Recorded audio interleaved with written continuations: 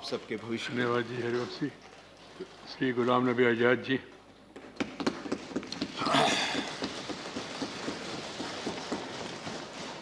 माननीय chairman sir,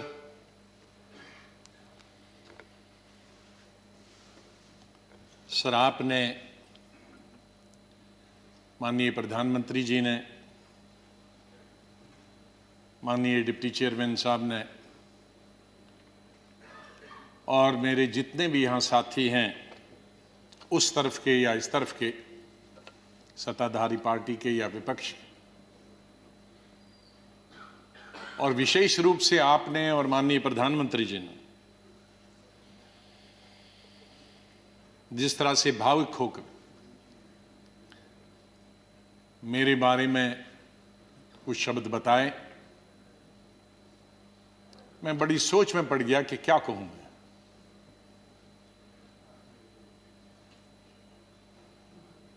मैं इन 41 वर्षों में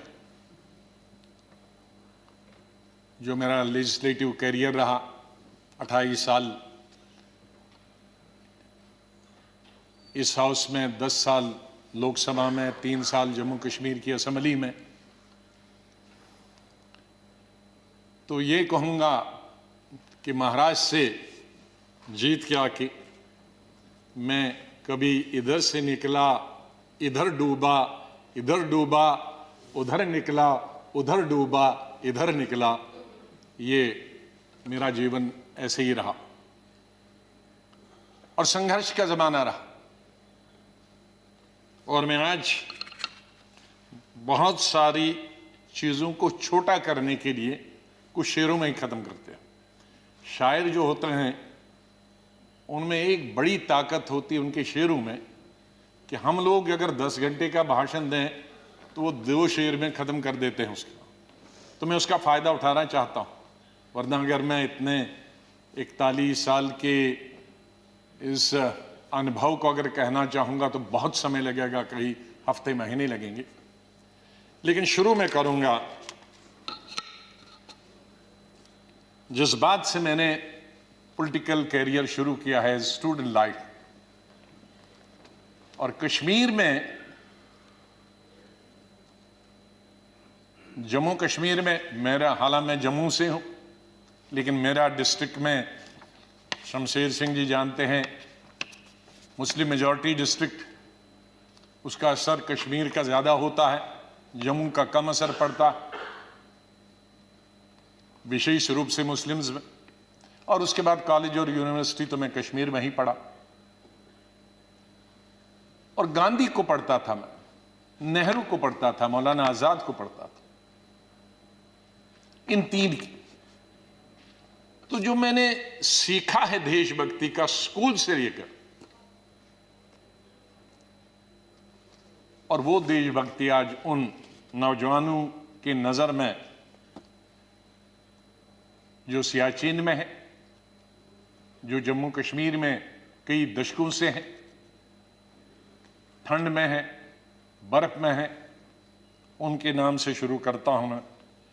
खून की मांग है इस देश की रक्षा के लिए, खून की मांग है इस देश की रक्षा के लिए, मेरे नजदीक ये कुर्बानी बहुत छोटी है, दे दो।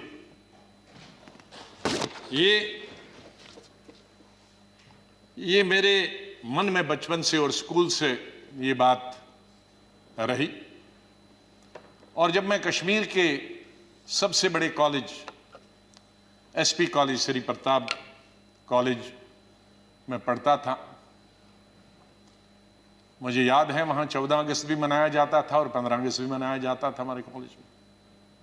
और 14 अगस्त तो आप जानते हैं किसके लिए मनाया जाता, और मेजॉरिटी उनकी थी जो 14 अगस्त को मनते, और बहुत कम माइनॉरिटी थी, दर्जन के अंदर, जिसमें मैं भी था और मेरे दोस्त थे जो 15 अगस्त में स्टाफ के और प्रिंसिपल के साथ रहते थे। और उसके बाद हम 1 हफ्ता कॉलेज नहीं जाते थे क्योंकि पिटाई होती। तो उस वक्त से निकलकर हम इस सोच के आए हैं जिस सोच में आज हम सब हैं और मुझे खुशी है इस बात की कि इस सोच को बहुत सारे लोगों ने, और मैं बधाई देता हूं दूसरी पार्टीज को भी, वहां नेशनल कॉन्फ्रेंस हो, पीडीपी हो, बीजेपी तो शुरू से ही कौमी धारा की पॉलिटिक्स में थी, वो भी आहिस्ता आहिस्ता बड़े पैमाने पे आए और कश्मीर आगे बढ़ा। मेरी हमेशा ये सोच रही कि हम बड़े खुशकिस्मत हैं, जन्नत हिंदुस्तान ही है। मैं तो आजादी के बाद पैदा हुआ, लेकिन आज गूगल के जरिए मैं पढ़ता हूं, देखता हूं, सुनता हूं, यूट्यूब के जरिए पढ़ता हूं। मैं उन खुशकिस्मत लोगों में हूं जो पाकिस्तान कभी नहीं गया, लेकिन जब मैं पढ़ता हूं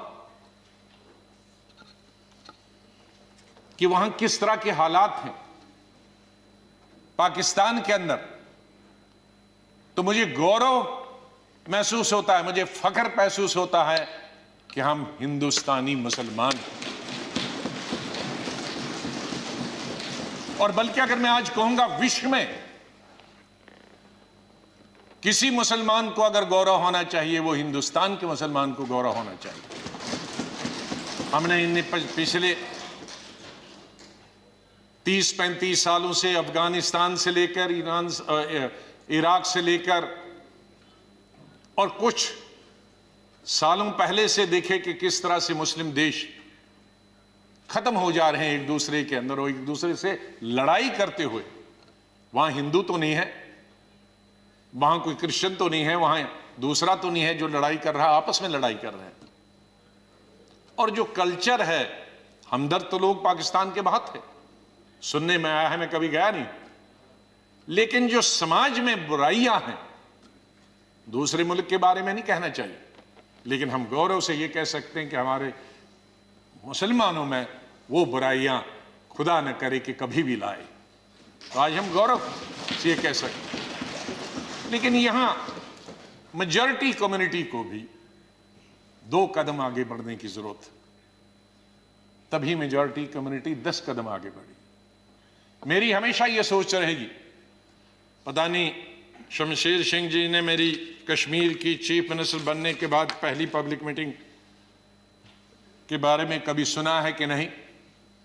मैं जब सीएम बना तो पहली पब्लिक मीटिंग सीएम के तौर पे, आपको आश्चर्य होगा कहां ली होगी, वो मैंने सोपुर में ली, जहां के सोपुर में कोई कई दशकों से पब्लिक मीटिंग कोई कर नहीं सकता, आज भी नहीं कर सकता। शहर में तो नहीं की, लेकिन उसी कॉन्स्टिट्यूंसी में की जहां गिलानी साहब हैं, जो गिलानी साहब वहां से 3 दफा एमएलए चुन के आए। और उस पब्लिक मीटिंग में मैंने क्या कहा था कि मेरी सरकार जम्मू कश्मीर के लोगों की सरकार होगी, और अगर मेरी सरकार का कोई मंत्री धर्म की बुनियाद पर, मजहब की बुनियाद पर और पार्टी की बुनियाद पर इंसाफ करेगा, तो मुझे शर्म आएगी कि ऐसा मंत्री या ऐसा अफसर मेरे साथ काम कर रहा। तो मैं उसी सोच का हूं कि जहां भी जाएं मुझे प्यार मिला लोगों का, बहुत प्यार मिला। आनंद शर्मा जी ने जैसे बताया, शरद जी ने जैसे बताया कि उनको तो बहुत अरसे से जानता, मुझे सौभाग्य मिला और उसके लिए मैं बधाई देना चाहता हूं और धन्यवाद करता हूं। आज वो जिंदा नहीं, इंदिरा गांधी जी का, संजय गांधी जी का, जिनकी वजह से मैं यहां पहुंचा और फिर काम करने का अवसर मुझे तकरीबन 5 अध्यक्षों के साथ मिला और 4 या 5 प्राइम मिनिस्टरों के साथ मंत्रिमंडल में काम करने का मिला। लेकिन अवसर ये मिला कि मैं हिंदुस्तान के सभी 35-36 यूटीज और स्टेटों का इंचार्ज करने का अवसर मिला। तो आज मेरे दोस्त, भाई, बहनें, मैं ये कह सकता हूं कि अंडमान से लेकर और लक्षद्वीप तक और कश्मीर से लेकर कन्याकुमारी तक, सिक्किम से लेकर गुजरात तक, ये बहुत एक चीज कमाई, बहुत कुछ सीखा मैंने इस पार्लियामेंट।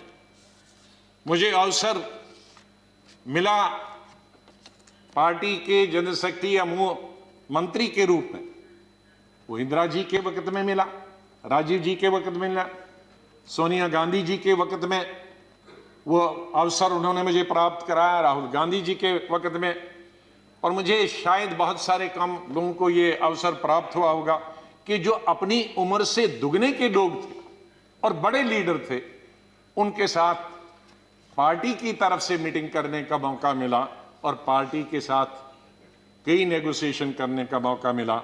उनमें ज्योति बसु जी थी, करुणानिधि जी थे, जयललिता जी के साथ मैंने अलायंस किया, करुणाकरण जी थे, चंद्रशेखर जी थे, देवीलाल जी थे, मुलायम सिंह यादव जी थे, प्रकाश सिंह बादल जी से अलायंस तो नहीं किया, लेकिन कई चीज़ें जब मैं मिनिस्टर ऑफ स्टेट होम था तब कई मीटिंगें हुई। मैं जब देखता था implementation of Punjab accord, Assam accord, ये देखता था। आई.के. गुजराल साहब से, शुभू सोरेन जी से, शाहब तंगल जी से, मुपनार जी से, फारूक साहब से, मुफ्ती साहब से, ये सब लोगों के साथ कई दफ़ा, और यही वजह है कि यहाँ भी उसी तरह से मैंने चलाया। 3 प्राइम मिनिस्टरों के साथ मैं पार्लियामेंट्री अफेयर्स मिनिस्टर रहा। मैं उस बात को भूल नहीं सकता कि इंदिरा जी फोतेदार जी और हमें बताती थी, फोतेदार जी पॉलिटिकल सेक्रेटरी थे, मैं यूथ कांग्रेस का प्रेसिडेंट था, कहा जरा अटल जी से भी संपर्क में रहा करो।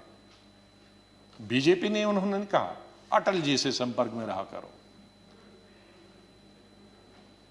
तो वो इस सोच की थी। बाद में राजीव जी जब प्राइम मिनिस्टर बने तो उन्होंने कहा भाई अब विपक्ष के जो लोग हैं उनके पास तो 2 एमएलए एमपी हैं, हमारा इतना बहुमत, उनको भी तो अपनी कॉन्स्टिट्यूंसी का काम करना होता होगा, उनसे भी जरा पूछा करो। जब पार्लियामेंट्री अफेयर्स में मिनिस्टर बना मैं उनके वक्त में राजीव गांधी जी, तो फिर एक दफा फिर याद दिलाया कि आप बहुत सारे काम अपनी पार्टी के कराते हो, विपक्ष के भी कुछ करते हो।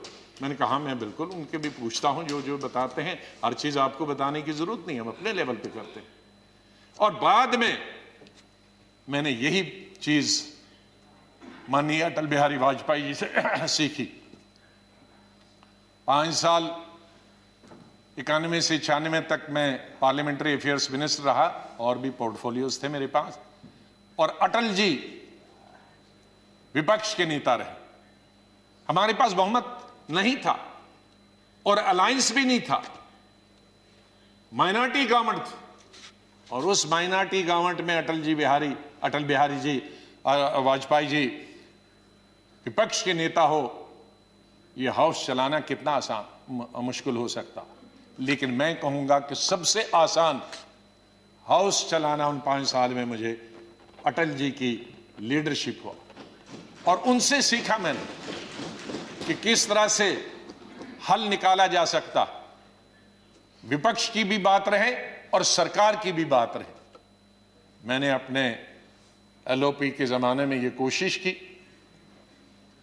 कि हम यहां आए हैं, लोगों ने हमको चुना है कानून बनाने के लिए, लोगों ने हमें चुना है कई मसलों का समाधान निकालने के लिए, हल निकालने के लिए, उनकी मुश्किलात, उनके लिए रोजगार पैदा करना, एम्प्लॉयमेंट करना, डेवलपमेंट करना, विकास करना, सड़कें, नहरें, स्कूल, कॉलेज, अस्पताल बनाना, बिजली पैदावार करना। तो अगर हम हर वक्त ये आपस में ही लड़ते रहे, झगड़ते रहे और वो कानून पास नहीं होंगे तो लोगों का विश्वास हमसे उड़ जाएगा। इसलिए जब भी मैं अपने साथियों को भी समझाता था कि इसको मिक्स करो, एक आध दिन विरोध दिखाओ, एक आध दिन झगड़ा करो और बाकी दिन डिस्कशन करें। ये मैंने हमेशा प्रयास किया अपने। मैं धन्यवाद करता हूं हमारे उस तरफ के भी साथियों को जिन्होंने, और इस तरफ के सभी लीडरों को जिन्होंने उस प्रयास में पूरा अपना सहयोग दिया। मैं अपनी बात गृह मंत्री जी को स्टेटमेंट देना था, मैं उनका धन्यवाद करता हूं, और सबसे ज़्यादा धन्यवाद मैं प्राइम मिनिस्टर का करता हूं कि आपने सबको सुना, आपने इतना समय 2 घंटे से ज़्यादा यहाँ समय दिया। आप बहुत भावुक हुए, और सच है, हकीकत अगर सच बताएं सर, मेरे माता पिता की जब डेथ हुई, मेरे आंखों से आंसू निकले, लेकिन मैं चिल्ला के रो नहीं पाया। मैंने जिंदगी में सिर्फ चिल्ला के रोया। और जब रोता है इंसान तो वो कोई चिल्ला के रोने के लिए तो आपको आर्टिफिशियल होने की जरूरत नहीं। वो थी पहली संजय गांधी की मौत, इंदिरा गांधी की मौत, राजीव गांधी की मौत, अलग अलग जगह थी, क्योंकि तीनों मौतें अचानक हो गई थी। शायद अगर नेचुरल मौत होती तो वो चीख नहीं निकलती। और चौथी थी जब सुपर सुनामी आ गया था उड़ीसा में 99। मैं हॉस्पिटल गया अपने पिताजी को दिखाने के लिए, और उन्होंने कहा कि इनको गैलेपिंग कैंसर है। मुझे तब तक ये गैलेपिंग कैंसर का नहीं, कैंसर मालूम, गैलेपिंग। तो मैंने पूछा इसका क्या मतलब हुआ, कि ज्योग्राफिकल रेशो से बढ़ता है, 2 का 4, 4 का 8, 8 का 16, 16 का 64, जो बढ़ जाता है, और इसकी अपर लिमिट है 21 दिन। तो 21 दिन आप कहीं मत जाओ। दोपहर को मैं ये लेके आया, और सुबह हमने प्रोग्राम बनाया कहीं जाने का, इनको घुमाएंगे। मिसेस गांधी का शाम को फोन आया कि वहां साइक्लोन है, कोई दूसरे जनरल सेक्रेटरी हैं वो जाना नहीं चाहते, और तुम ही जा सकते हो। अब मैं उनको कहता कि मैं, अगर मेरे डॉक्टर ने ये कहा है तो कहेंगी बहाना कर रहा। तो मैं अपने पिताजी को छोड़कर, मैंने कहा 2 दिन में वापस आऊंगा। गुजरात के, ये उड़ीसा के लोगों के लिए एक नई बात कहता हूं, क्योंकि इसका लुल्लू इसका गवाह था, वो इस दुनिया में नहीं रहा। हमारे कांग्रेस का यंग लीडर था, यूं बहुत हाउस होल्ड नेम है आज भी। उड़ीसा जब एयरपोर्ट पे पहुंचा तो 1000 आदमी था, लड़के। तो कहा सर पैदल चलना है, क्योंकि सारे पेड़ जो हैं, शहर पानी में है और सारे पेड़ सड़कों पर है, तो ये 10-12 किलोमीटर पैदल चलना। चले हम। तो सबसे बड़ा काम क्या था पहला, और मिनिस्टर कोई नहीं, चीफ मिनिस्टर भाग गए थे, मिनिस्टर भाग गए थे, कोई एडमिनिस्ट्रेशन, कोई। दुकानें तोड़कर मैंने उनकी लिस्ट बनाई पुलिस की मदद से कि उनको पैसे देंगे बाद में। हमने हथियार लिए जंगल काटने के, 3 रातें और 3 दिन। और अटल जी से जाते ही मैंने फोन पे संपर्क किया, अटल जी प्राइम मिनिस्टर, कि ये स्थिति है और हम सड़क तैयार करेंगे, तब आप आइए ताकि हम वहां समंदर तक पहुंच जाएं। 3 रात और 3 दिन हम तकरीबन 1000 लड़के यूथ कांग्रेस के मैंने लगाए काटने में और सड़क। फिर पीएम को फोन किया, फिर वो हेलीकॉप्टर से आए, फिर उनसे राशन मंगाया, फिर उसके बाद मैंने सोनिया गांधी जी को कहा।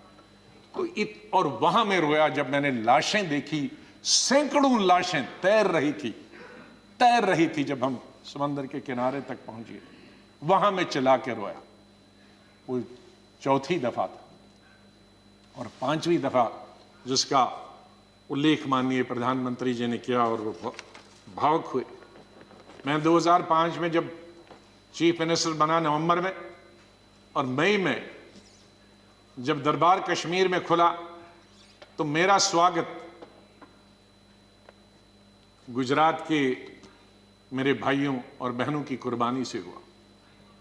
मैं अभी 2 ही दिन पहले पहुंचा था, तो वहां स्वागत करने का मिलिटेंट का यही तरीका था कि आप हत्या करो गरीबों की तो वही स्वागत होता। उसका मतलब था कि हम हैं, इस गलतफहमी में न रहना। निषाद बाग जो कि राजभवन के साथ, वहां बस से, उस पर लिखा था गुजरात की बस, उसमें हमारे तकरीबन 40-50 गुजरात के हमारे भाई बहनें टूरिस्ट, उस पे उन्होंने ग्रेनेड लगाया और मेरे ख्याल में दर्जन से ज़्यादा लोग वहीं हताहत हो गए और कई जख्मी हो गए। मैं फौरन तुरंत जगह पे पहुंचा, लेकिन तब तक पुलिस ने वो हटा दिया था। फिर मैं जैसे माननीय प्रधानमंत्री जी इन्होंने भी डिफेंस मिनिस्टर से बात की, मैंने प्रधानमंत्री जी से बात की, जहाज आया मी-8 उनको लेने के लिए। लेकिन जब मैं एयरपोर्ट पे पहुंचा तो जाहिर है सिक्योरिटी वाले कहते हैं कि सीएम आ रहे हैं, सीएम आ रहे हैं।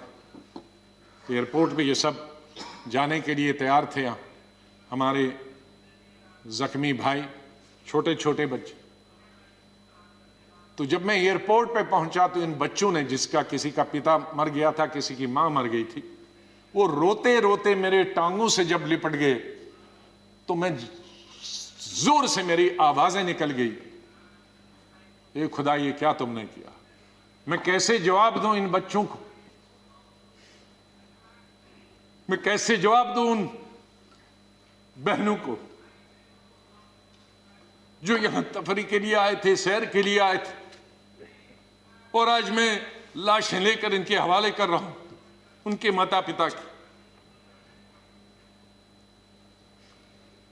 तो ये भावुक होने की जरूरी बात थी। आज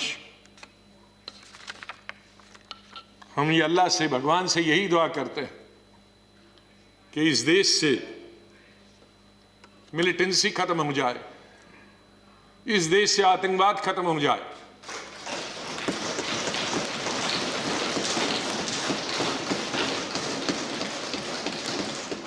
हजारों हमारे सिक्योरिटी फोर्सेस के, आर्मी के, पैरामिलिट्री फोर्सेस के, पुलिस के जवान मारे गए, सिविलियन कई क्रॉस फायरिंग में मारे गए, हजारों हमारी बेटियां और माएं आज बेवा, शायद उनका पति किसी का मिलिटेंट भी, क्योंकि मिलिटेंट होंगे, कई क्रॉस फायरिंग। कश्मीर के हालात ठीक हो जाएं। मैं इससे पहले कि कुछ अशार बोलूं, पहले मैंने अपनी फौजियों के नाम बताया था, लेकिन ये शेर मैं बोलना चाहता हूं मेरे कश्मीरी पंडित भाइयों और बहनों के लिए। जब मैं कश्मीर में पढ़ता था तो सबसे ज्यादा वोट में यूनिवर्सिटी में जब जीत के आता था तो कश्मीरी पंडित मेरे सबसे ज्यादा लड़के लड़कियां वोट देते थे। बहुत सारे लोगों को मालूम नहीं कि कश्मीर में लड़कियां हिंदुस्तान के मुकाबले में सबसे ज्यादा, जम्मू में नहीं, कश्मीर में, जिस वक्त मैं एमएससी कर रहा था तो साइंस में तकरीबन 50% लड़कियां होती थी और आर्ट्स में 90%। तो ओवरऑल ज्यादा लड़कियां पोस्ट ग्रेजुएशन पढ़ती थी। तो मैं जब यूनिवर्सिटी का इलेक्शन लड़ता था तो हमारे कश्मीरी पंडित लड़के हों या लड़कियां, सबसे ज्यादा वोट मुझे 100% मिलते थे। मैं 99 भी नहीं कहूं। दोस्त हैं आज वो बिखरे हुए, मुझे बहुत अफसोस होता है जब मैं उनसे मिलता अपने क्लासमेट्स।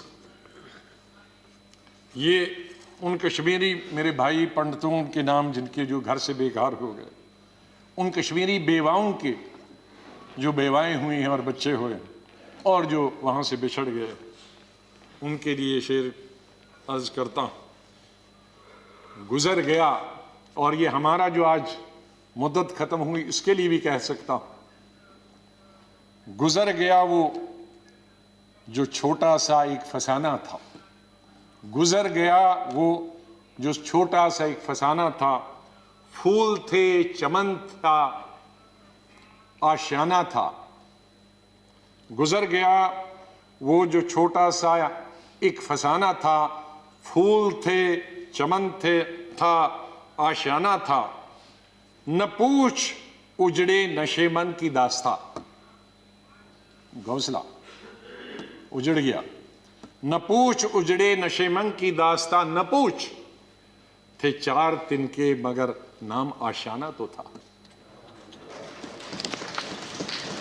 तो हम उस आशियाने को, आप दोनों यहां बैठे हैं, उसको फिर आशियाना बनाए जो इस वक्त उजड़ा हुआ है, उसके लिए हम सबको प्रयास करना। और मुझे, जैसे मैंने बताया, बहुत काम कर चुके हैं, सेवा कर चुके हैं, आशीर्वाद सबका मिला है। मैं यही कहूंगा, दिल ना उम्मीद तो नहीं, नाकाम ही तो है। दिल ना उम्मीद तो नहीं, नाकाम ही तो है, लंबी है गम की शाम, शाम ही तो है। कितनी लंबी होगी? सवेरा तो आई, विंटर में जरा लंबी होती है, तो लंबी है गम की शाम, मगर शाम ही तो है, सवेरा तो फिर आ जाएगा। और आखिर में ये कहूंगा, चाहे हम याद यहां ना होंगे, लेकिन फिर उसके लिए कहूंगा, बदलेगा न मेरे बाद भी मौजूए गुफ्तगू, बदलेगा न मेरे बाद भी मौजूए गुफ्तगू, मैं जा चुका हूंगा फिर भी तेरी महफिलों में रहूंगा। माननीय चेयरमैन साहब, मैं आपका बहुत बहुत धन्यवाद करता हूं। आपके साथ काम करने का मुझे अवसर मिला। आप जब पार्टी के अध्यक्ष थे तब भी हमारी मुलाकात होती थी, जब आप मंत्री बने तब भी बात होती थी, जब यहाँ चेयरमैन बनने से, वाइस प्रेसिडेंट आप बनने से पहले आप पार्लियामेंट्री अफेयर्स मिनिस्टर थे और मैं एलओपी था, तब भी हमारे संपर्क है। लेकिन जिस तरह का आशीर्वाद, जिस तरह का प्रेम, जिस तरह का प्यार आपका चेयरमैन के तौर पे मिला और वो जो गाइडेंस मिली, उसके लिए मैं हमेशा ऋणी रहूँगा, धन्यवाद करता हूँ उसके लिए, और आपके स्नेह और प्यार के लिए मैं हमेशा धन्यवाद करता हूँ। माननीय प्रधानमंत्री जी, कई दफ़ा टोका टोकी हुई और आपने कभी बुरा नहीं माना। एलओपी के वक्त में बड़ी बड़ी लंबी स्पीचें आपकी हुई, मेरी हुई, खास करके राष्ट्रपति के अभिभाषण पर,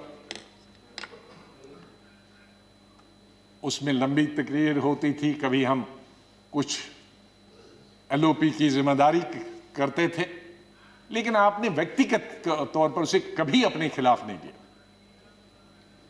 हमेशा भी आपने पर्सनल कॉन्टेक्ट्स को और पार्टी की जो जिम्मेदारी है उसको दूर रखा। कभी ईद हो, दिवाली हो, बर्थडे हो, उसमें बराबर आपने कभी भी कमी नहीं की फोन करने की। सबसे पहले या तो मेरी पार्टी प्रेसिडेंट का आता था या आपका आता था। दो आदमियों का तो अनिवार्य, हमारे प्रधानमंत्री और कांग्रेस प्रेसिडेंट मिसेस गांधी। और आपने हमेशा बताया कि कभी अपनी स्टेट के बारे में हो और कोई काम हो तो मुझे आप कभी भी बताना।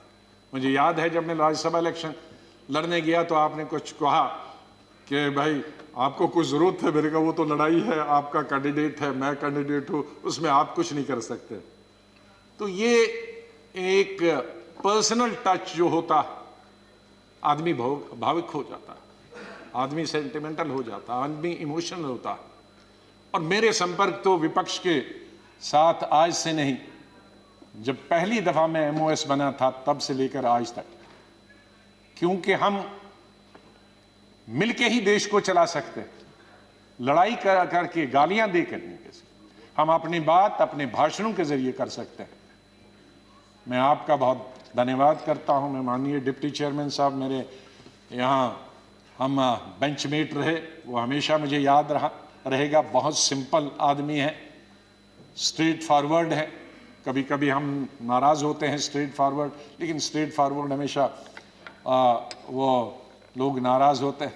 और शरद पवार जी से लेकर और यादव जी से लेकर और सब लोग हमारे लीडरों का तो मैं बहुत ही धन्यवाद, सब लेफ्ट राइट एंड सेंटर, नाम क्यों कि कुछ लूँगा तो बहुत सारे हमारे साथी नाराज होंगे। तो चेयरमैन साहब से लेकर और प्रधानमंत्री जी से लेकर, मैं सेक्रेटरी जनरल साहब का कैसे और सेक्रेटरीट का कैसे धन्यवाद कर सकता हूँ, मुश्किल है करना, क्योंकि इनका सहयोग मिला बहुत। हमेशा हर वक्त जब भी हमने कुछ चाहा, इंफॉर्मेशन पार्लियामेंट की या कोऑर्डिनेशन के बारे में आप तक पहुंचने की बात की, तो सेक्रेटरी जनरल साहब ने और सेक्रेटरीट ने हमने हमेशा हमारी मदद की है।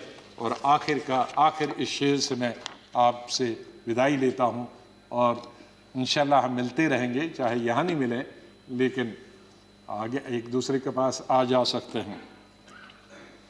नहीं आएगी, मैं आप लोगों से बोल, नहीं आएगी याद तो बरसों नहीं आएगी, मगर जब याद आओगे तो बहुत याद आओगे। धन्यवाद गुलाम नबी जी।